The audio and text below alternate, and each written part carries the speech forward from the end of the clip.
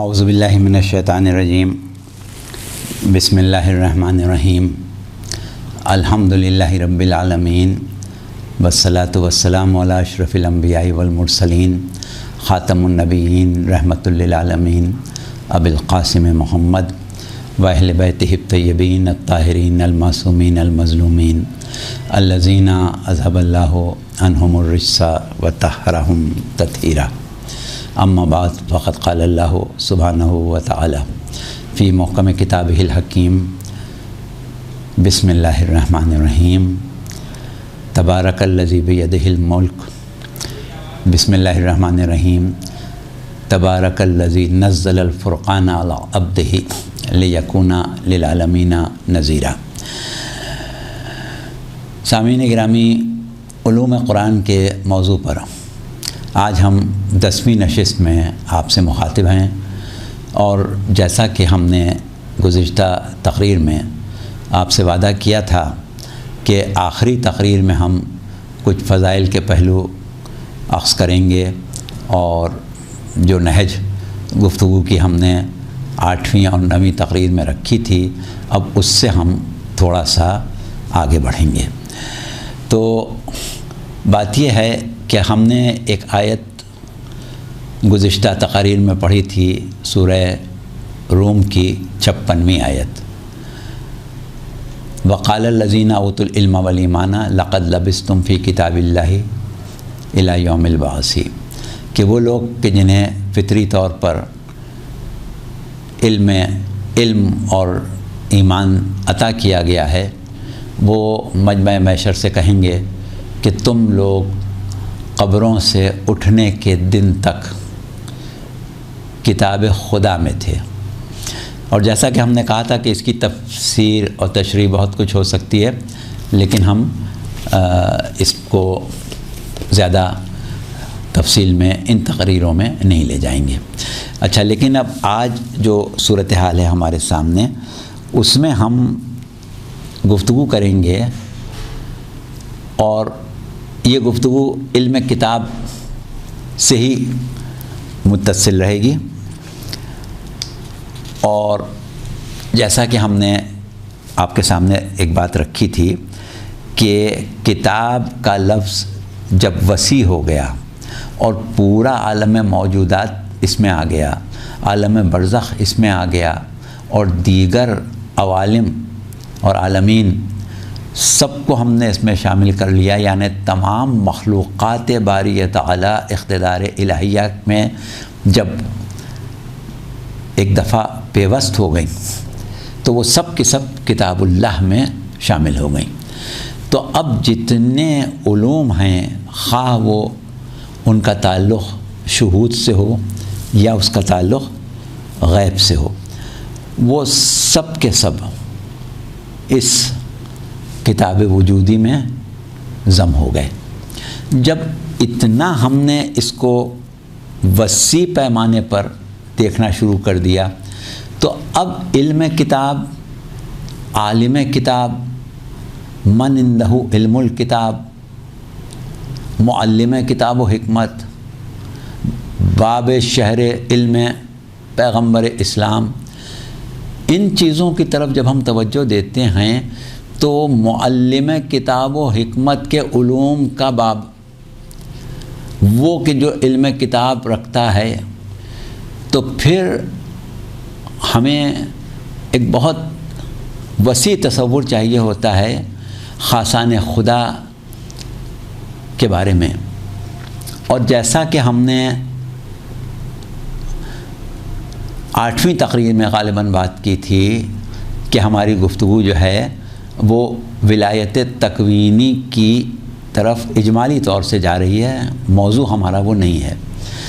لیکن مقام تقرب باری تعالی کو ہم نے ایک بنیاد قرار دیا تھا کہ مقام تقرب جو ہے وہ اختیارات کی وسعت کا سبب بنتا ہے۔ اب وہ خاصان خدا جن کو پروردگار عالم اپنے ساتھ توحید کی گواہی میں شامل کرے، وہ خاصان خدا جن کو پروردگار اپنے ساتھ گواہی نبوت پیغمبر اسلام میں شامل کرے، یعنی قل کفی باللہ شہیدا بینی و بینکم ومن عندہ علم الکتاب، یعنی ایک گواہ اللہ اور ایک علم کتاب رکھنے والا،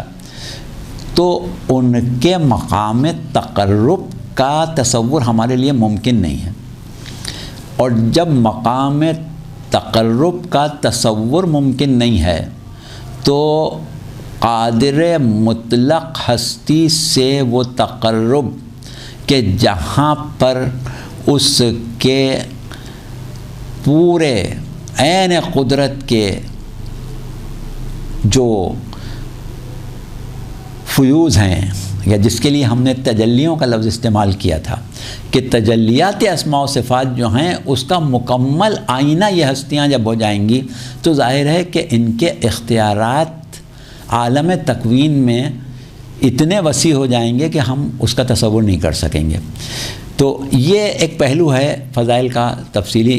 گفتگو تو اس میں ہمیں نہیں کرنا ہے، لیکن کیونکہ کتاب پر بات ہو رہی ہے، علم کتاب پر بات ہو رہی ہے، اس لیے ہم اس موضوع کو چھیڑ رہے ہیں۔ اچھا، اب ایک چیز جو اکثر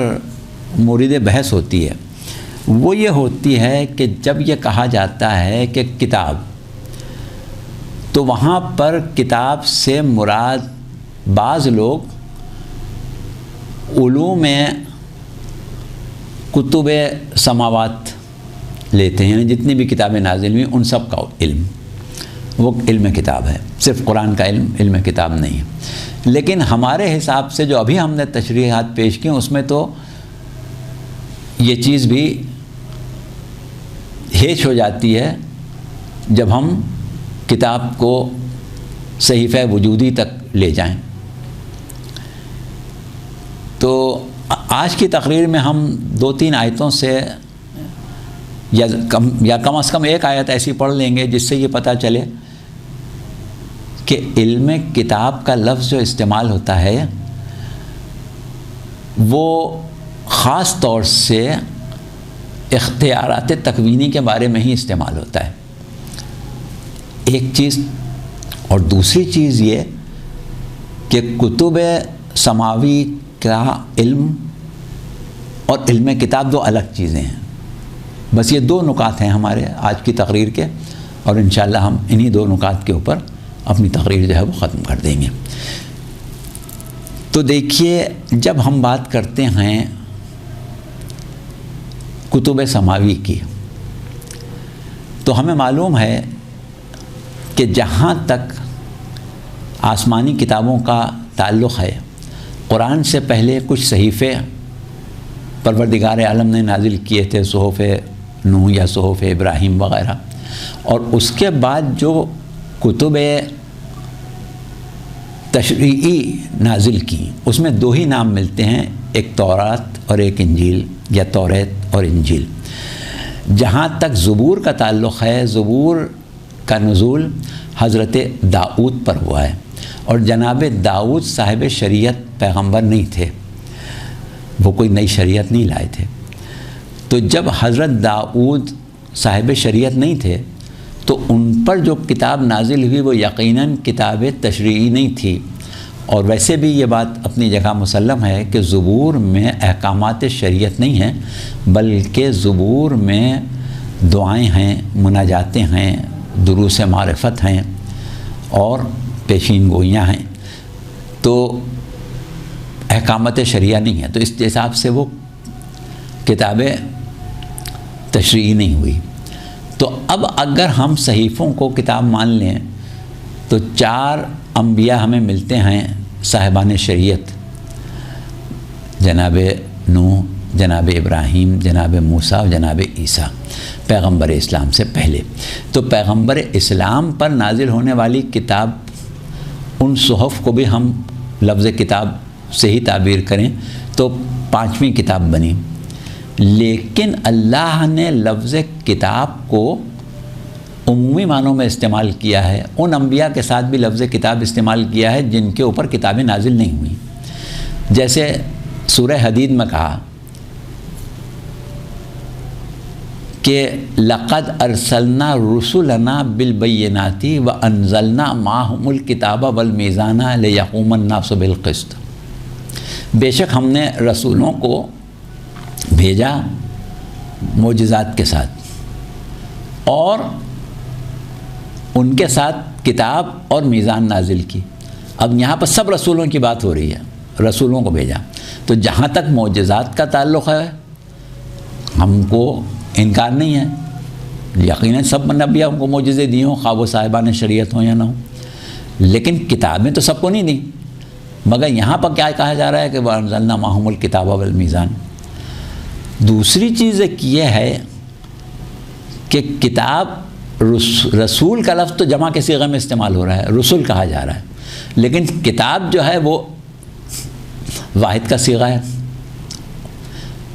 کتابیں نہیں کہا جا رہا۔ تو سب رسولوں پر کتاب نازل کی۔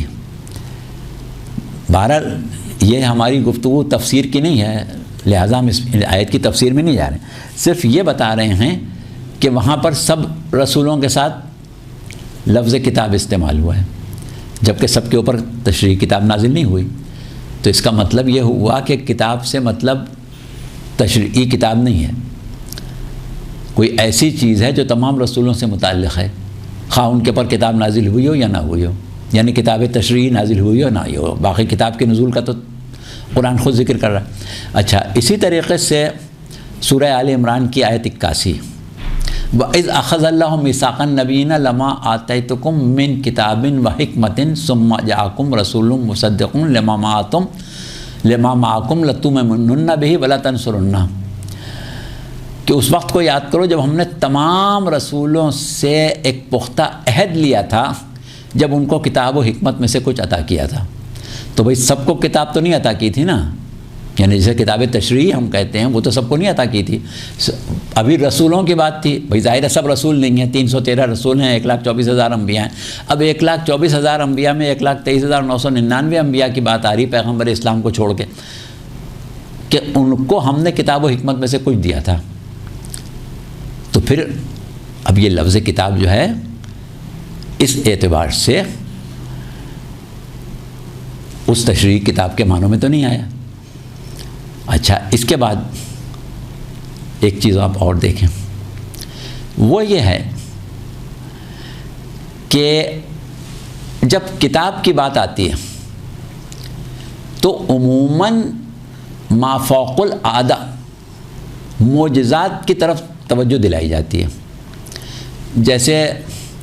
جناب آصف برقیہ کے لیے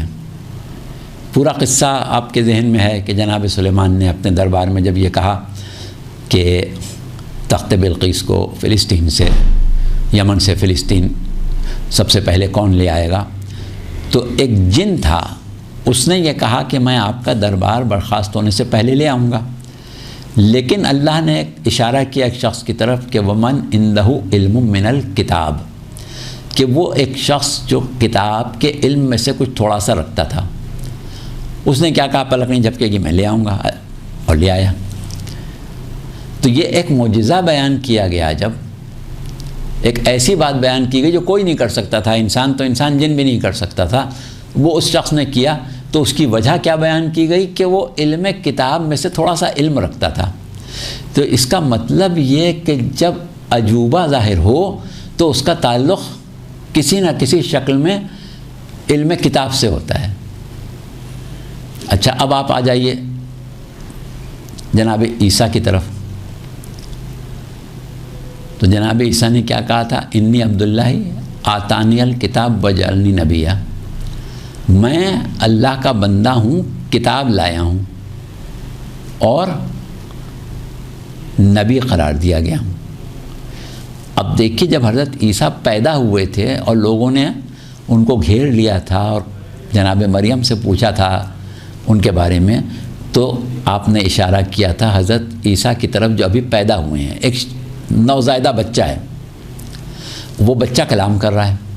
یہ عجوبہ ہے کہ نہیں ہے؟ یہ معجزہ ہے کہ نہیں؟ معجزہ ہے نا۔ اب ایک بچہ کلام کر رہا ہے اور کیا کہہ رہا ہے کہ میں کتاب لے کے آیا ہوں۔ اب کوئی کتاب ہاتھ میں لے کے تو نہیں پیدا ہوئے تھے، اور اگر جناب عیسیٰ پیدا ہونے کے بعد توریت کی تلاوت کرنا شروع کر دیتے تو یہودیوں کا مجمع تھا وہ تصدیق کر دیتے کہ ہاں بھئی یہ تو توریت ہے۔ تو کہیں نہیں ملتا کہ انہوں نے پیدا ہو کے توریت کی تلاوت کی، انہوں نے کہا میں کتاب لایا ہوں۔ تو یہاں پر عموماً مفسرین کتاب لانے کا مطلب یہ نہیں سمجھتے کہ کوئی کتاب لے کے ہاتھ میں یا بغل میں دبا کے پیدا ہو، بلکہ مطلب یہ سمجھتے ہیں کہ انہوں نے اپنے کچھ علوم کی طرف اشارہ کیا تھا کہ میں علم کتاب رکھتا ہوں۔ اچھا، اب علم کتاب کی جب بات آئی تو اس کے ساتھ کیا ہوا کہ ایک شیرخوار بچہ، بلکہ نوزائیدہ بچہ جو ہے وہ کلام کر رہا ہے، ایک عجوبہ بات ظاہر ہو رہی ہے، اور اس کا تعلق کہے سے ہے؟ علم کتاب سے۔ تو یہاں پر بھی وہی آصف برقیہ والی بات جو ہے وہ سامنے آ جاتی ہے کہ آپ جو کلام کر رہے ہیں وہ ایک عجوبہ بات ظاہر ہو رہی ہے، اور وہ عجوبہ جو ظاہر ہو رہا ہے اس کا تعلق علم کتاب سے ہے۔ اچھا، اب اور تھوڑا سا آپ آگے بڑھیں کہ پروردگار عالم نے علم کے عطا کرنے کا تذکرہ انبیاء کے سلسلے میں بہت کیا ہے۔ جناب آدم کے بارے میں ہم آیتیں چھوڑ رہے ہیں، کہا کہ اسماء کا علم عطا کیا۔ جناب خضر کے بارے میں کہا کہ اپنے غیب سے، اپنی خاص بارگاہ سے ہم نے ان کو علم عطا کیا تھا۔ اسی طریقے سے جناب داؤد کے لیے، جناب سلیمان کے لیے اور دیگر انبیاء کے بارے میں پروردگار عالم نے علم دینے کا تذکرہ کیا۔ لیکن وہاں پر جب علم کی بات آ رہی ہے تو ان کی فضیلت، ان کی عظمت، ان کی بزرگی ظاہر ہو رہی ہے۔ اور جہاں پر ہم یہ دیکھ رہے ہیں کہ پروردگار عالم علم کتاب کا لفظ استعمال کر رہا ہے، تو اب دیکھیے ایک آیت ہم اور آپ کے سامنے پڑھ رہے ہیں جو کہ جناب عیسیٰ سے مخاطب ہو کے پروردگار عالم ارشاد فرما رہا ہے، اور وہ کیا کہہ رہا ہے کہ وَإِذْ عَلَّمْتُكَ الْكِتَابَ وَالْحِكْمَةَ وَالتَّوْرَاةَ وَالْإِنْجِيلَ، کہ اس وقت کو یاد کرو جب ہم نے تمہیں کتاب کا علم دیا، حکمت کا علم دیا، تورات کا علم دیا، انجیل کا علم دیا۔ اب دیکھیں یہاں پر تورات اور انجیل کے علم کو الگ بیان کیا جا رہا ہے، کتاب کے علم کو الگ بیان کیا جا رہا ہے۔ تو اس سے ایک نتیجہ تو یہ نکلا کہ کتب سماوی جو سابق نازل ہوئی تھیں اس کا علم ایک الگ چیز ہے، وہ حضرت عیسیٰ کو دیا تھا، اور جس کو وارث علم النبیین بنایا ظاہر ہے اس کو بھی دیا۔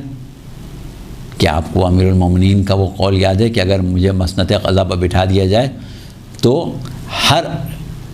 اہل کتاب کا فیصلہ اس کی کتاب کے مطابق کروں گا،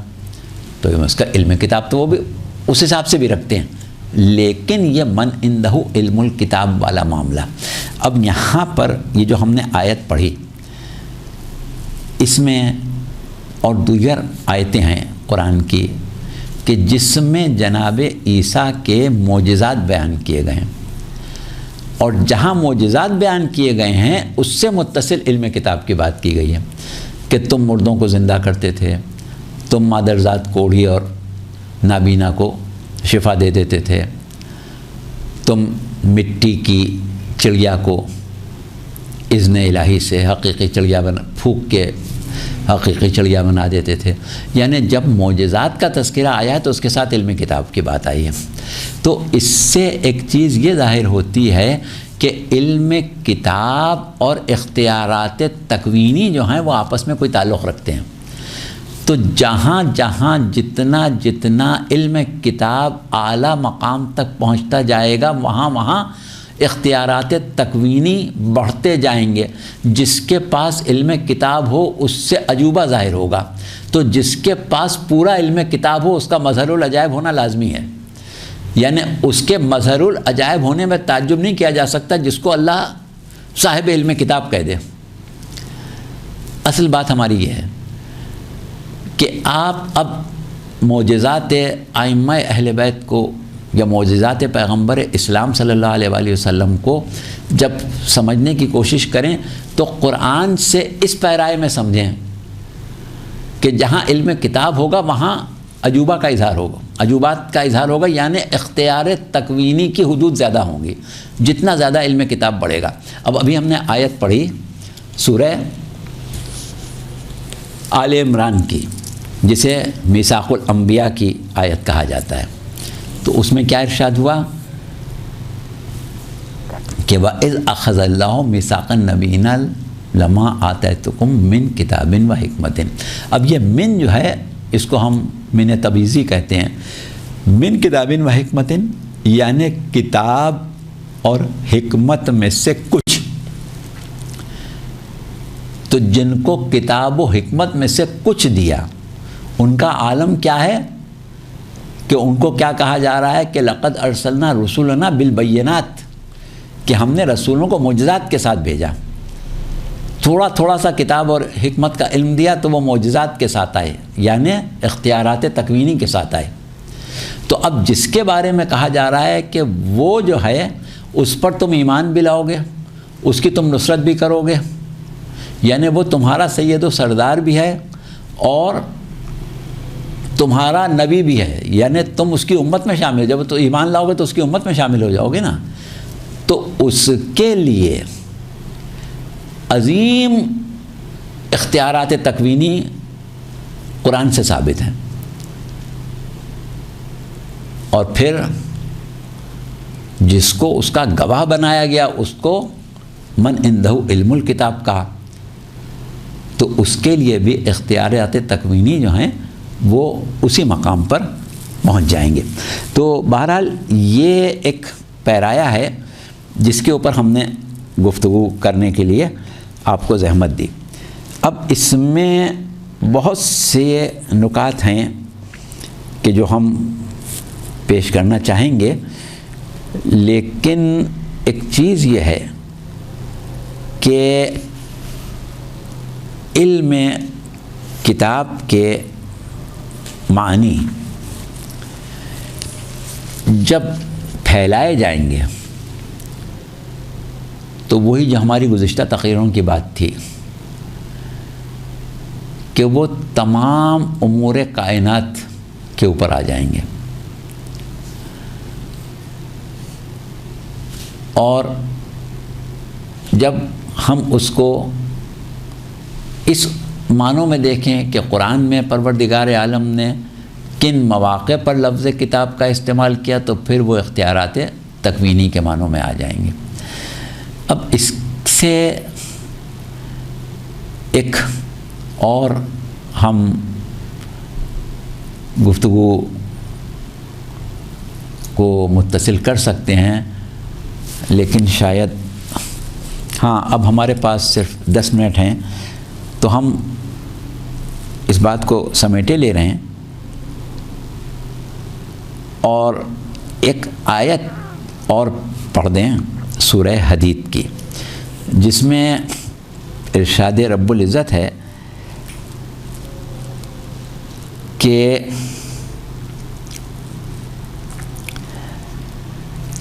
وما من غائبۃ، اچھا نہیں یہ آیت سورہ نمل کی ہے، سورہ حدید والی آیت دوسری ہے، اس کے اوپر اس وقت گفتگو نہیں کر پائیں گے، اس کو چھوڑ دیتے ہیں۔ سورہ نمل کی آیت وما من غائبۃ فی السماء والارض الا فی کتاب مبین، کہ کوئی غیب زمین و آسمانوں کا ایسا نہیں ہے جو کتاب مبین میں نہ ہو۔ تو اب ایک طرف ہم نے گفتگو کی معجزات کی، اور دوسری طرف ایک بحث اور مسلمانوں کے درمیان اٹھتی ہے کہ پیغمبر اسلام صلی اللہ علیہ وآلہ وسلم کے بارے میں بعض لوگ یہ کہتے ہیں کہ آپ کو علم غیب نہیں تھا۔ اب یہ آیت جو ہے قرآن کی، وہ ایک طرف تو یہ کہہ رہی ہے کہ کوئی کائنات کا غائب ایسا نہیں ہے جو کتاب مبین میں نہ ہو، کتاب مبین میں ہر غیب موجود ہے، اور دوسری طرف کیا کہہ رہی ہے کہ هو الذی بعث فی الامین رسولا منہم یتلو علیہم آیاتہ ویزکیہم ویعلمہم الکتاب والحکمہ۔ تیسری طرف کیا کہہ رہی ہے کہ وَإِذَا أَخَذَ اللَّهُ مِيثَاقَ النَّبِيِّينَ لَمَا آتَيْتُكُم مِّن كِتَابٍ وَحِكْمَةٍ ثُمَّ جَاءَكُم رَّسُولٌ مُّصَدِّقٌ لِّمَا مَعَكُمْ لَتُؤْمِنُنَّ بِهِ وَلَا تَنصُرُنَّهُ۔ تو مقام ختمی مرتبہ سرکار رسالت صلی اللہ علیہ وآلہ وسلم جو ہے وہ کتاب کا معلم اور کتاب میں ہر غائب کا علم موجود ہے۔ کتاب دیکھیے غائب کیا چیز ہوتی ہے، بس یہیں پہ ہم گفتگو ختم کیے دیتے ہیں۔ غیب اور شہود میں فرق کیا ہے؟ شہود وہ ہے جو ہمیں محسوس ہوتا ہے، اور غیب وہ ہے کہ جس کو ہم مانتے تو ہیں، یقین تو رکھتے ہیں، لیکن ظاہری بصارت سے ہم اسے دیکھ نہیں سکتے۔ تو اب صورت کیا ہوئی کہ ہر شخص کے لیے غیب اور شہود ایک جیسا نہیں ہے۔ آپ کسی بلند مقام پر کھڑے ہیں، پہاڑ کی چوٹی پر کھڑے ہیں، کسی عمارت کی چھت پر کھڑے ہیں، تو آپ کو بہت دور تک نظر آئے گا، لیکن ایک شخص اس جگہ پر نہیں ہے تو اس کو وہاں تک نہیں نظر آئے گا۔ تو جو چیز آپ کے لیے شہود ہے وہ اس کے لیے غائب ہو جائے گی۔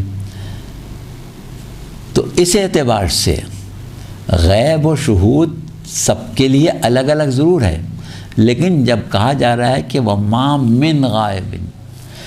کوئی بھی غیب ایسا نہیں ہے۔ وَمَا مِن غائبَةٍ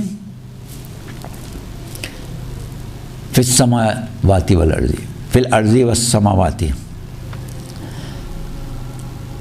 فِي السَّمَاءِ وَالْأَرْضِ إِلَّا فِي كِتَابٍ مُبِينٍ۔ تو یہاں پر ایک فضیلت علم غیب کی بھی کتاب کے حوالے سے پیغمبر اسلام صلی اللہ علیہ وسلم کی طرف آ جاتی ہے۔ اب ہمارے سامنے بہت سی آیتیں ہیں جو ہم نے جمع کی تھیں، اور ہر آیت کے ذیل میں کوئی فضیلت جو ہے وہ کتاب کے حوالے سے پیغمبر اسلام اور وارثان کتاب کے لیے ثابت ہوتی ہیں۔ مگر اس وقت ہم اپنی گفتگو کو تمام کیے دے رہے ہیں، بعض وجوہات کی بنا پر تھوڑی ہمیں تقریر 5 منٹ پہلے ختم کرنا پڑ رہی ہے، اس کے لیے ہم آپ سے معذرت خواہ ہیں۔ اور الحمدللہ یہ ہماری 10 تقاریر علوم قرآن کے موضوع پر آپ نے سماعت فرما لی، اور اس کے لیے ہم آپ کے تہہ دل سے شکر گزار ہیں۔ اور دوسری چیز یہ ہے کہ ہمارا یہ وعدہ ہے کہ انشاءاللہ بہت سے امور جو اس میں رہ گئے ہیں وہ آئندہ کبھی پورے کریں گے، اور جو کمزوریاں اس میں رہ گئیں اس کے لیے ہم معذرت خواہ ہیں۔ بہرحال آج کی تقریر ہم تمام کرتے ہیں۔ وآخر دعوانا ان الحمد للہ رب العالمین۔